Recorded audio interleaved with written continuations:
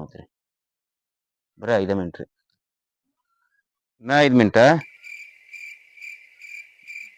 ಆಯ್ತಾ ಹಂಗಾರ ಒಂದ್ ಸ್ವಲ್ಪ ಫೋನ್ ತಗೊಂಡಿಂದ ಒಂದ್ ಫೋನ್ ಮಾಡೋತಿ ಫೋನ್ ಮಾಡಿ ಕೊಡ್ತೀನಿ ಫೋನ್ ಹಚ್ತೀರಿ ತೋರಿ ಅಂತ ಫೋನ್ ಅಂತೂ ಕೊಟ್ಟಿಲ್ಲ ಈ ಫೋನಿಂದ ಹಿಡ್ಕೊಂಡು ಅರೆಯಾಗಿಂದ ಸಂಜೆ ಮಟ ನೋಡ್ರಿ ಈ ಫೋನ